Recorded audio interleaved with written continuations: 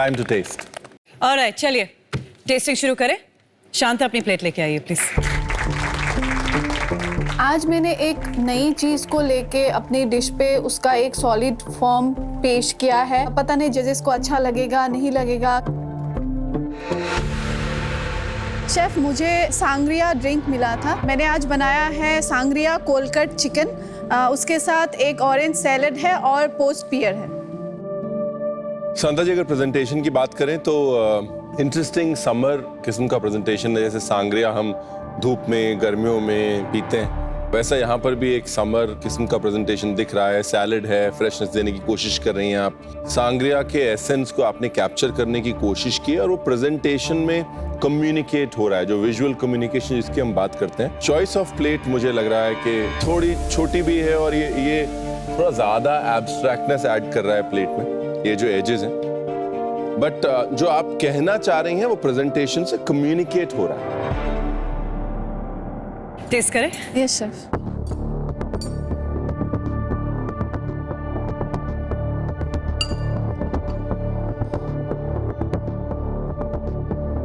Pair जब मैं काट रहा हूँ तो मुझे थोड़ा सा हार्ड लग रहा है वो।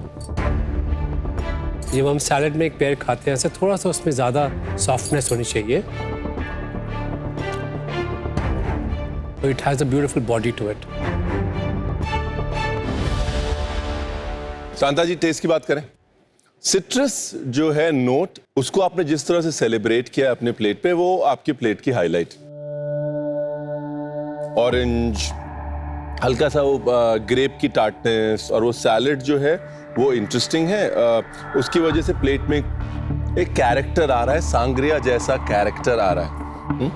कोल्ड कट थोड़ा क्रम्बली हो गया है, मुंह में टूट रहा है, स्मूथ होना चाहिए। बटरीनेस बहुत इंपॉर्टेंट होती है पोस्ट पेयर में, वो कम्युनिकेट नहीं हो पाई है, वो नहीं आ पाई है। पेयर थोड़ा कच्चा है। अगर हम सिर्फ सांग्रिया की बात करें, क्या सांग्रिया इस डिश में रिप्रेजेंटेड है? यस, है। इट्स कमेंडेबल कि इस स्टेज पे आके यू अंडरस्टैंड कि अब टाइम है टेक्निक्स पुश करने का, अब टाइम है कोई नई चीज़ ट्राई करने का। वेरी गुड शांता जी, ये टाइम है फीडबैक लेने का भी।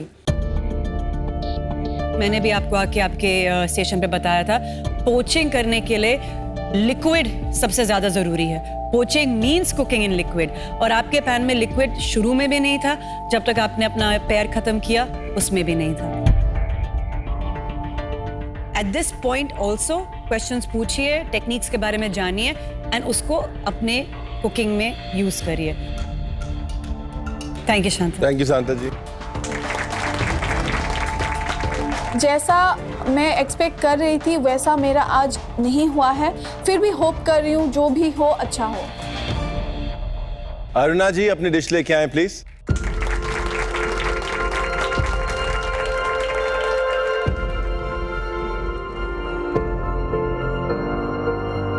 अरुणा जी, आपका आज का हीरो इंग्रेडिएंट था दही, आपकी ड्रिंक थी छाछ। आपने उसको कैसे ट्रांसलेट किया?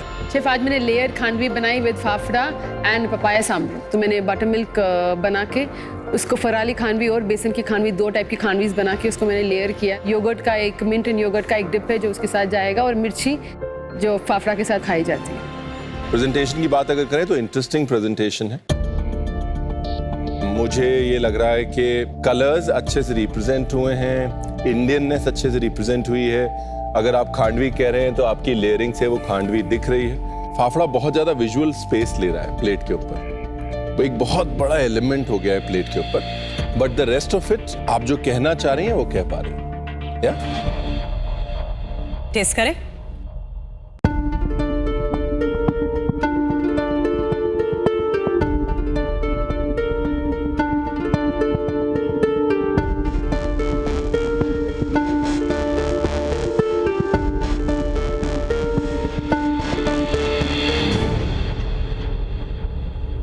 आपके इस डिश में ना छोटी छोटी विक्ट्रीज है। एक विक्ट्री जो है वो ये है टेक्निक की विक्ट्री, क्योंकि यहाँ पर आपने दो बहुत डिफिकल्ट टेक्निक्स दिखाई हैं, एक खांडवी बनाना और दूसरा फाफड़ा बनाना। दूसरा आपकी डिश में जो चैलेंज था उसकी विक्ट्री है, क्योंकि दही का एसेंस छाछ का एसेंस वो खांडवी में बहुत खूबसूरती से निकल के आ रहा है, और वो छाछ का तड़का जो है जो आपने ऊपर से खांडवी पे डाला है वो कंप्लीट कर रहा है उसको। लेकिन मेरे लिए जो सबसे ज्यादा स्टैंड आउट करता है वो है टेक्सचर्स की विक्ट्री। इस डिश में टेक्सचर्स की विक्ट्री है, बिकॉज एक बाइट है जो सैलेड से आ रही, एक सॉफ्टनेस और क्रीमीनेस है जो खांडवी से आ रही है, और एक क्रंच है जो फाफड़ा से आ रहा है, राइट? तो ये जो छोटी छोटी विक्ट्रीज होती है ना, ये एक डिश को ग्रेट बना। You know, अरुणा, जब मैं एक प्लेट खाती हूँ, I can look at it from two ways. One, as a diner, कि मुझे ये कोई प्लेट दे रहा है और मैं खा रही हूँ। दूसरा एक पर्सपेक्टिव होता है एक शेफ का, एक कुक का। मेरे लिए दोनों पर्सपेक्टिव इस डिश में वर्क। एक डिश पे इतनी सारी टेक्निक्स, इतने सारे फ्लेवर्स को बैलेंस करना, इतनी सारी टेक्निक्स को अचीव करना, it's also a professionally very accomplished plate. So I don't know how you do it, but amazing. Really good job. Thank you. मेरी one of the favourite dishes master chef kitchen में जो आपकी बनाई हुई थी वो थी मोर कली, एंड आई फील दैट आज ये डिश उसको भी चैलेंज करती है फ्लेवर्स में। आप सिर्फ साउथ इंडियन खाना नहीं बना रही, you going towards now the west part of India, and that is the best part of this dish. Thank you. Thank you. Thank you. Very well done.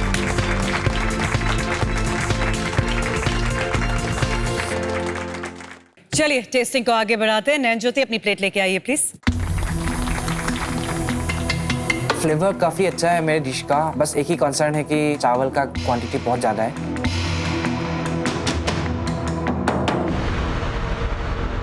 नैन ज्योति, आपका लिक्विड टू सॉलिड चैलेंज में liquid था tomato सार, right? Yes chef. Tomato सार को आपने finally कैसे translate किया है सॉलिड फॉर्म में? शेफ, मैंने आज बनाया tomato chaat prawns with coconut rice.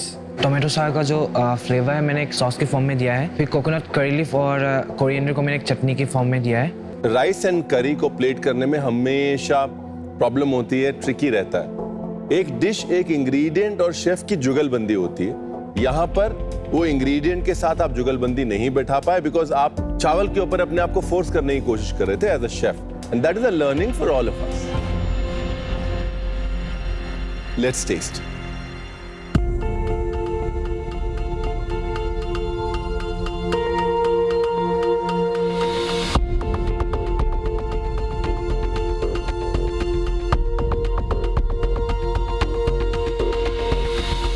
ये प्लेट को खा के, ये डिश को खा के 100% टमेटो सार की फीलिंग आ रही है, नो डाउट। पर अगर मैं इनोवेशन की बात करूं तो इनोवेशन पे ये प्लेट बहुत लो है। लिक्विड लिक्विड ही रह गया, टोमेटो सार का सॉस बन गया, तो वो लिक्विड टू सॉलिड जिसकी हम बात कर रहे थे वहां पर मुझे डिश थोड़ी समझ नहीं आ रही।